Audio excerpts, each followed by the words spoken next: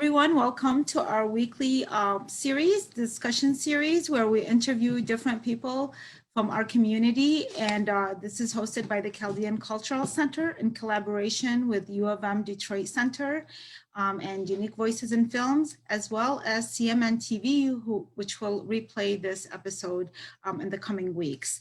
Thank you for joining us. Today, I have a very special guest who I've known for at least 10 years, if not longer. Hi, Yeah. Vanessa Denha Garmo. Yeah. She is an award-winning journalist, and she has created a media company that's over 10 years old, and recently a show called Epiphany. Hi, Vanessa. Hi, Liam. Thanks for having me. Yeah, I think we've known each other at least 10 years, if not longer. Yeah, I think since 2007, I think. Yeah, so I think a long time. And when I met you at that time, you were I knew you as a journalist, and you were writing, I think, for the Detroit Free Press. No, I actually was at WJR where we met. I was at WJR for years. Then I went to the Wayne County Executive's office. And then, I launched the Chaldean News with my partners, Martin and Mike, in 2004. But we had worked on it for 2 years. So never was at the Free Press, but I was a radio broadcaster for years. Okay. I thought I saw some, I think you submitted opinion pieces or something like that. Oh yeah, I've written op-eds. Yes, that's correct. Yes, you freelance. Yeah, you did work there. And so, yeah, I used to read your material, and then I ended up working with the Chaldean News, and then we worked more closely together. Yeah. And I have observed your career over the years. I mean, it's very inspirational. You continue to grow. And you're very faith-based, and you have, it's like, maybe that's the driving force. I don't know, maybe you can tell us about this a little bit. If you can share with us how you started your career, and how has the journey been, and how has your faith affected what you do? Yeah, those are great questions, Liam. My faith today is very paramount in everything that I do. I mean, faith first, everything else second to me. But it's definitely been a journey. I've not been as strong in my faith today as I was, 10 years ago. I wasn't where I am today, of course. It actually was through a lot of prayer. Years ago, I started a prayer saying, God, bring people in my life that will lead me in the direction you want me to go. And that's a prayer I started saying more than 10 years ago. And all these wonderful people have come into my life by the grace of God, to lead me in where I am today. But my career started as a broadcast reporter at WJR in Detroit. And I actually did some cable work before then at TV Orient, which has since changed. Oh, yes, I remember TV Orient. So I did some English speaking programs there. And then I was at WJR for almost 10 years. And then I was the press secretary to the Wayne County Executive's office for 7 before I launched my own company in 2010. And at that time, it was very heavily media relations and PR and press releases and social media. But today it's evolved. I've since changed the name. It's Epiphany Communications and Coaching today. And I really focus on communication strategy, content creation, and coaching. I'm certified leadership and life coach. I just got trained to do strength coaching with clients. So either coaching people on careers, coaching people on management, coaching people on leadership, to really have those epiphany moments and gain vision of where they need to go in the future, what direction they need to go into. So I really love that aspect of what I'm doing in that area. And I do Christian coaching too, where I bring faith, if the client wants it, faith into the coaching practice. And what made you lean towards that? Do you feel like there's a need, or what did you notice in people who were whether in business or some of the pitfalls in their careers that you felt like that you were filling a gap and a service for that? There's a few reasons that led me into that direction. One, I noticed working with clients, I've had wonderful clients over the last several years, 10 years, but I always noticed there was a disconnect in communication. People were always frustrated with how people communicated in the workplace. There was a disconnect between the bosses and mid-level managers and staff.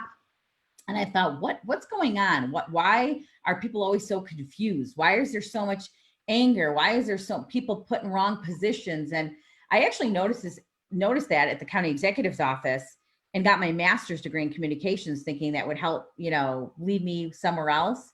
And then about a couple of years ago, I thought I got to add something else to my services and move away from media relations. I didn't want to write press releases that really so much anymore and pitch to the media. I really wanted to move into writing content for websites and newsletters and blogs and videos, and teach my clients to be their own newsrooms, you know, and not rely on mainstream media anymore.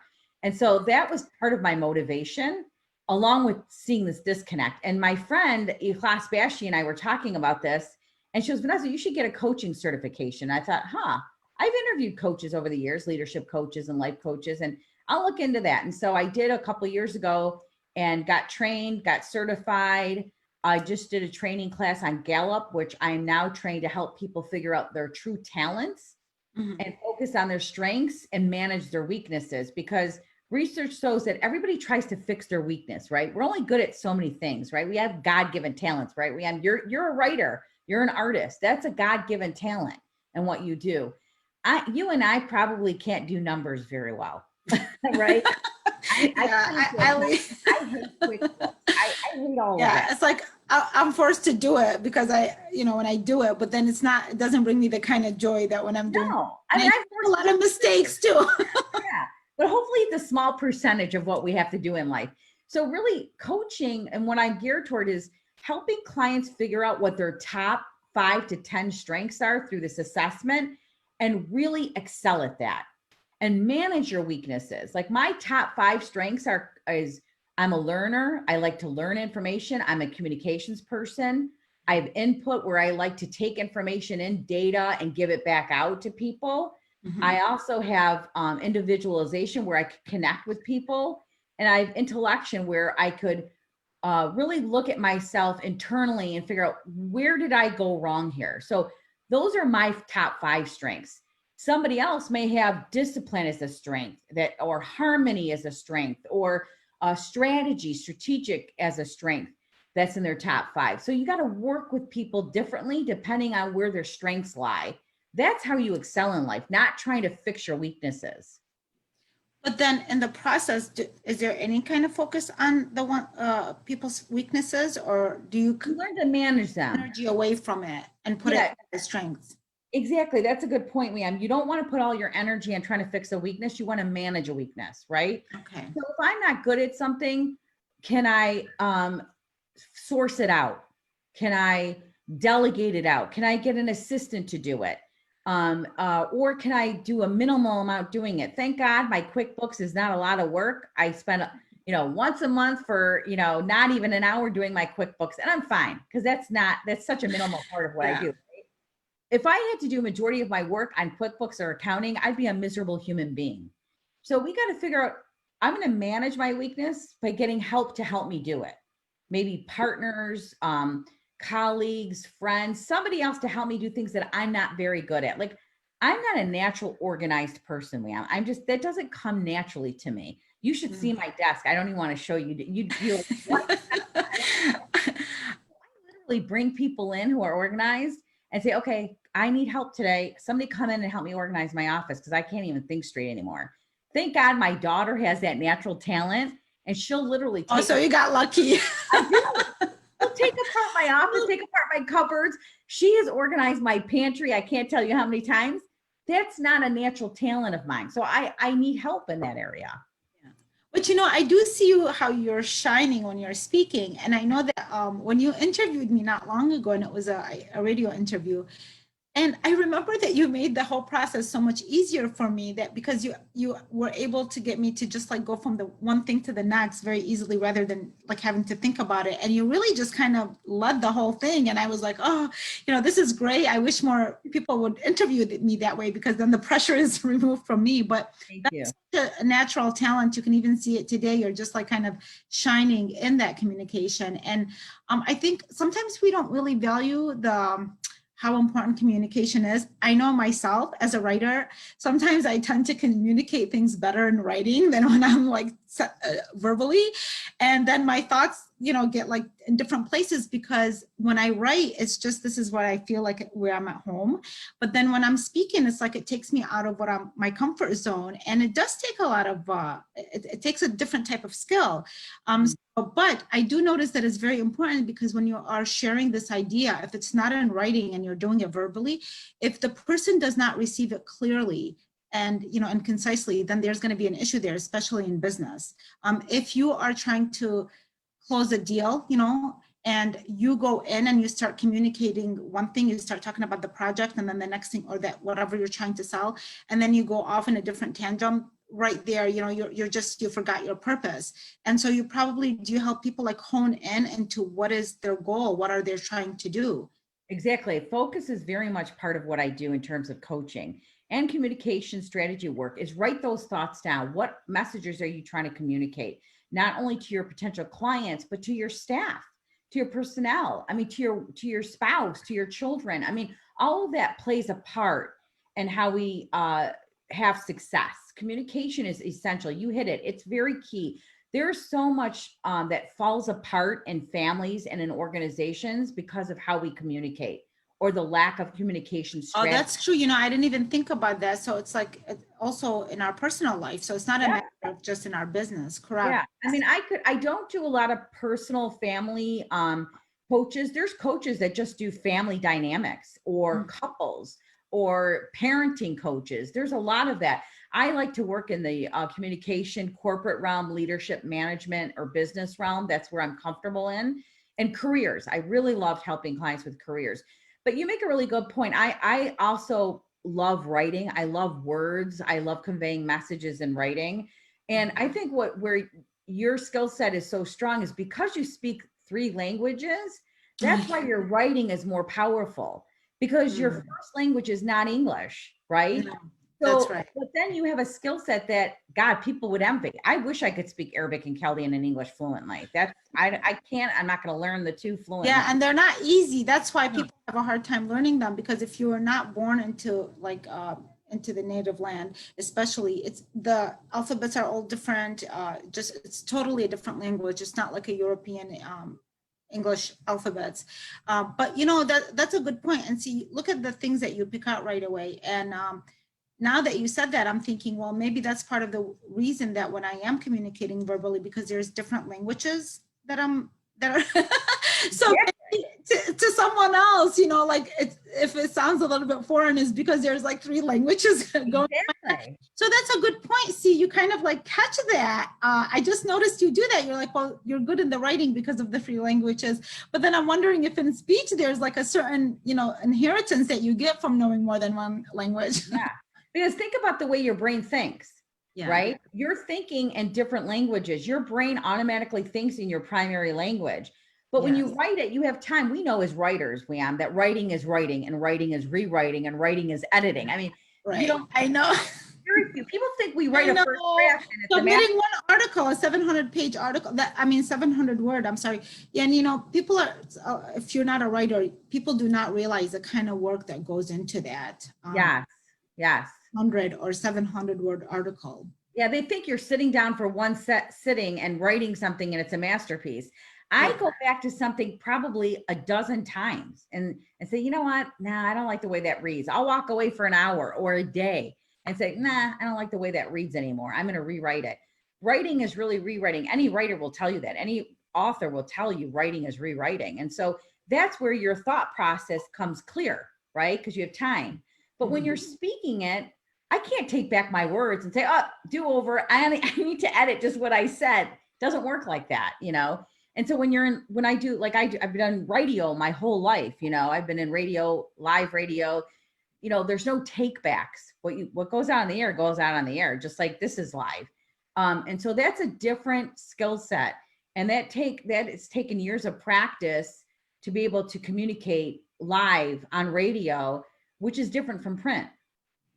So I know since you're a very faith-based person, and by the way, I've heard stories that I know that you've you service people in different ways. I mean, through your writing, but there has been like, I know one particular person who one time needed help and reached out to you, and you really went out of your way to help this young person. And it was very impressive. And just for the sake of just her own privacy and stuff, I don't want to, share that much information, but I know that it kind of showed me that side of you, that faith-based side, that it's not just about the work involved on the outside, but that you really have this genuine spiritual side. Very, very, I mean, it kind of spoke, your actions spoke to who you are. And that really is what happens when somebody does something without trying to get any credit for it, versus like all the other things that you might be doing that is on the outside world. So yeah, so I can like vouch for that I've heard. That's very kind of it. That is this is the true faith base, because a lot of people, it's unfortunate, but I don't want to say a lot of people, maybe that's being judgmental, but there are some people who might say that, but then you see different actions in the background. But that's not the case with you. I know that for sure. Well, Jesus taught us what you did for at least of my brothers, you did unto me, right? So yes, I try to keep that in mind. And Liz, I thank you for that. It's very kind of you. But I feel like when I make it to, God willing, when I make it to heaven, because I'll probably spend some time in purgatory. So I do hope God welcomes me and says, welcome my kind and loyal servant, my faithful servant. I that is my goal. We all know this is a short time on this earth. It's going to end one day. I know. Can you tell me? Yeah. Can you, we're trying to emphasize that to people, like, stop arguing, stop fighting. Yeah. Do the things like what I saw you do, what I've been seeing you do over the years, is just continue to focus on the positive and utilizing the time, regardless of what is happening in the outside world. I've seen you utilize your time to create good things and to create creative and beautiful things and to be there for people. I mean, even the show, I'd really love to hear, you said something earlier to me, which I had no idea with regards to Epiphany, why you chose that name. Mm-hmm. So like, what is the show about? Because it blends in with everything else that you stand for. Yeah, when I decided to rebrand my company, I wanted to change the name. And I said, my name in Aramaic, which is Chaldean Surah, Denha, my maiden name, means epiphany. And I thought, I'm going to use that name instead. I'm going to change it. And the reason I did it too, Wiam, is growing up, my dad would never let us take our Christmas decorations down until after Denha Day. And I was like, what is Denha Day? I thought it was like, whatever, Dad, Denha Day. Well, January 6th is Denha Day, is the Epiphany. And so I didn't get that till I was older, what that meant. And so for my dad, and his faith, I named it Epiphany Communications and Coaching. And then when I did that, when Ave Maria Radio came to me and wanted me to do a show, and we finally put it together, they said, you know what, we really like your company name. Can we call the show Epiphany? And I said, yeah, that'd be great. And so on the show, it's very local. We talk about local churches, local dioceses, the different rites within the Catholic Church, the different cultures within the Catholic Church, whether it be Chaldean or Arabic or Hispanic or Polish. And we bring out the flavors of the Catholic community right here in Metro Detroit. So it's a very localized show. We have different priests on, different speakers on, nuns, religious, lay people, talking about the community and faith. So it's really about connecting, collaborating, and communicating with the Catholic community in Metro Detroit. And so I always ask our guests too, about their epiphany moments. Like, some people have many profound epiphany moments. Some people have subtle epiphany moments where God is really talking to them. So I always ask guests, can you share with us an epiphany moment where you had that aha moment, like, oh, that is God talking to me. That is what God wants me to know and do. And so I always ask guests, about their epiphany moments as well. So it's a very localized show, but it's about the Catholic community and all the different rites and all the different cultures right here in Michigan. So it sounds very educational too. So it doesn't matter that, whether anybody else listens to it, because you're kind of educating people in the process. Oh yeah. It's a very educational show about, why Catholics do what they do, how we pray, how we have our traditions, the catechism of the Catholic faith, that we talk about events coming up. We talk about novenas. We talk about different aspects of the religious life, our faithful life. So it's a wealth of information. I love it. I learn something new every time I interview somebody. I absolutely love it. And how can people like, when is it on, and how can people like listen to it? So you can go to avemariaradio.net and you can listen to it live anytime during the day. But my show is Saturdays at 11:30 for an hour and a half, and Sundays at 3 for an hour and a half. And there's also an Ave Maria Radio app you can download on your phone. That's how I got my mom to listen. You know, my mom's like, I don't have a radio in the house. I go, Mom, I'll show you on your phone how to listen. I don't want to have to go in the car. So for our older parents, you know, get them the app on their phone. Okay, yeah, there's a way then to get to it. Yeah. Great. And you know, with the show that you're doing and other, even the coaching, what role do you see this playing in the whole sphere of what's going on right now? There's like a lot of tensions, even though we felt like maybe all this after the voting and the elections, things would calm down, and that hasn't been the case. And there's like a lot of tensions within our own community and within the larger community in general. How does your coaching or your show or what you do, how does it help create unity? Bring peace? Like what is, and maybe what can you tell audience to help them kind of see and utilize their gifts, their God-given gifts, to do good in the world? You know, that's a great question, Liam. I'll tell you a little epiphany moment I had recently this past year during COVID and all this political nonsense going on. As I was really praying, because I was so sick of the tension I saw on social media, and any little thing that I posted that was remotely opposing to what somebody else felt, I got attacked. And I'm like, okay, this is insane. And so I was venting to my friend Teresa Tamia one night, and I went to bed and I was praying, and I was like, what, you know, God, what is it you want me to do? What's going on in this world? This is insane. You know, we're so divided in this country. And I went to bed. I woke up the next morning, and I've never seen this before this time, and I never saw it again. But in the shadow of my office right here, this window, was a humongous cross that was in the shadow. And it was like God was telling me, I really felt God was telling me on my heart, stop getting engaged in this negativity. Just talk about me, share me with the world. So on my social media, I started just posting scripture verses and pictures and something funny and something enlightening to engage people more. Now, did I comment on some political stuff? Sure. But it was very minimal. And I tried to share God and share truth and faith, but in a fun way, in an engaging way, and uplift people. I think there's way too much negativity in the world. And I think if people use social media platforms to share positive stories, share scripture, share something in their faith, share Jesus, share Mary as Catholics, you know, share something about the saints, you know, and bring other people to Christ, bring peace instead of fighting. Listen, whoever the president's going to be, okay, because there's, you know, are these votes fraud? I don't know. 50% of us are going to be happy. 50% of us are going to be mad. But at the end of the day, you know, God is still in control. Jesus is still king, and we're all going to die one day. So how are you going to live your life? Really?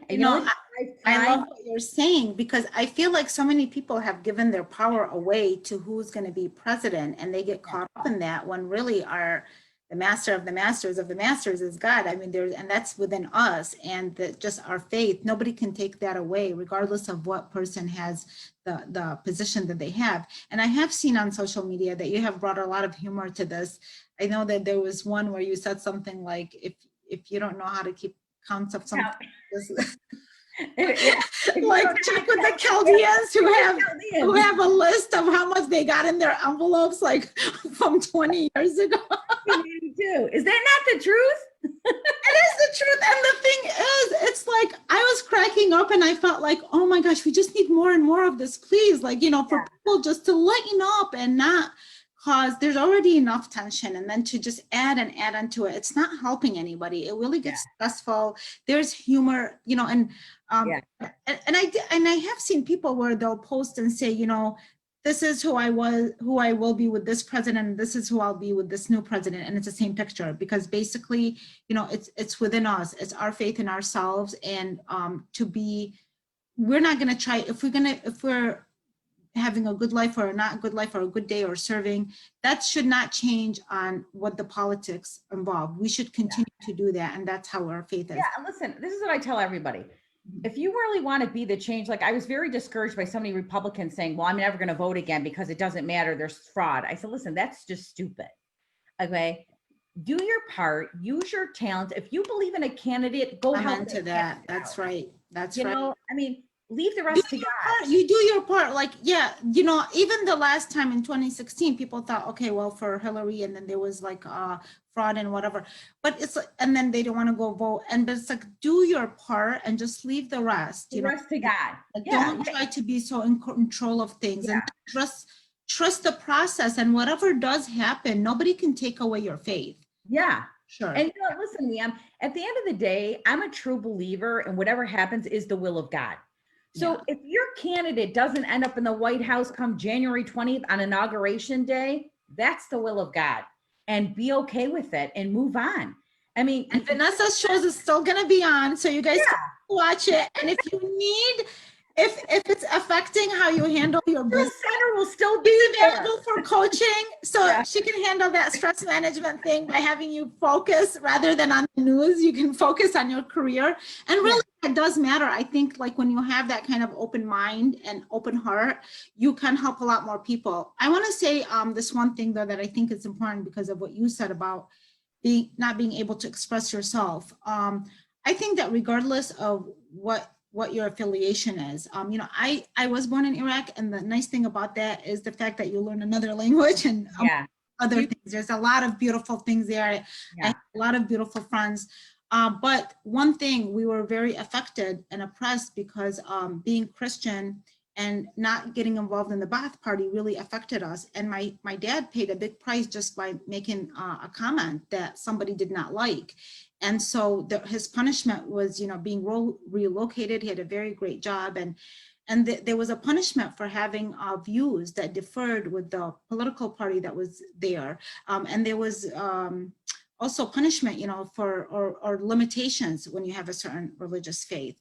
And so what you're saying is very important. People have to listen to that we do not want to turn this country into a place where people cannot express themselves, because this is where I came from, and we paid a price for not being Baptist and for being born into a Christian faith.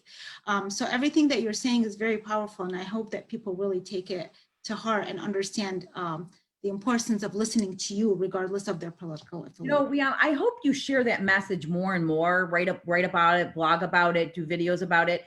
I think that message, what you just said, is imperative. And because of this, listen, nobody knows it better than you. You know it better than I do. I never lived in Iraq. I know it only from my parents. Yeah. And when I say to people, the right to worship is not the same as freedom of religion. You had a right to worship in Iraq. You didn't have freedom of religion. No. You didn't have freedom of speech. I remember when my aunt was visiting from Iraq, and I was watching the news. She's never lived in America. And I was watching the news with my parents, and Bush was on, and I was really upset with what was happening in Iraq. And I was making some comments, and I said, I can't believe this. I can't believe what's happening to Iraq. And I was going on. And my aunt said, shush, you're going to get in trouble. And I said, I'm going to get in trouble for what? She goes, you can't talk about the president like that. And I said, yeah, I can. I can say whatever I want. We have freedom in this. She was literally scared out of her mind that somebody was going to come into our home. She was begging my parents to tell me to stop talking and expressing how I feel, because she was literally living in fear that somebody was going to come into my parents' home and arrest me. And by the way, that's not an exaggeration, and that's not an individual experience. I have friends, writers, who really thrived here in the United States, and who had to either like leave the country of Iraq because people suspected that they were writing about the president, even if they didn't specifically say it, but if they suspected, you're implying it. And I have friends that were, another friend who was jailed and tortured because he wouldn't do what they wanted him to do. So these are things that people might think, oh, this is where we're very, very far away from that. But even if we are 0.01% similar to that, where we cannot accept somebody else's ideas and kind of want to bash those ideas or hurt somebody over those ideas, that's still not good. No. Because we're not similar, but we're resembling in any kind of way. It should not be happening. I agree with you, Liam. And you know what? That's what makes this country so great. You and I don't have to agree on everything. That's okay. But the fact that you have your opinion and I have mine and we can freely express it is what makes this country great. And the fact that a Muslim can practice their religion, a Jew can practice their religion, a Christian can practice their religion and feel free to do so in this country, that's what makes this great. And that's what I hope to keep in this country is freedom of religion, freedom of speech, our freedoms, this Constitution. I pray, God willing, we'll always have that in this country, regardless of who the president is. Thank you so much for saying that. I think like your interview is so timely today. You know, we did not set it up to be No, we didn't. but it's very empowering for anybody listening. I think I give you so much credit for being like not only successful at home, but successful in your business. And if people want to, you know, connect with you, I know you gave the information for the show, but how can they connect with, especially with regards to the coaching? I can see you do go to my a great job with them, especially with these days. Yeah. How can they get a hold of you? I appreciate that. You can find me on LinkedIn. I get a lot of clients actually on LinkedIn, Vanessa Denha Garmo, or go to epiphanyccc.com, Epiphany with 3 C's, and it's communicating, connecting, collaborating, or communications and coaching, ccc.com. And you can email me from there as well. I'd love to connect with you. Thank you so much, Vanessa. This was really inspiring. Just put some light into, sheds a lot of light actually into just this heavy political speech. And also please keep posting the funny stuff. I will. I will. I need to laugh too. I need to laugh. Good. Yeah, you make everybody laugh and we will need it. Yeah. Thank you for all the stuff that you do for the community. Thank you. And thank you for all that you do with the Kellyan Cultural Center and keeping our culture alive. God bless you and all your work. Thank you. You take care. I'll see you again here. Okay. I'm sure you'll be doing other fascinating. Come on my show and talk about the Kellyan Cultural Center. You know what? We should talk about Christmas and how Christmas was celebrated in Iraq.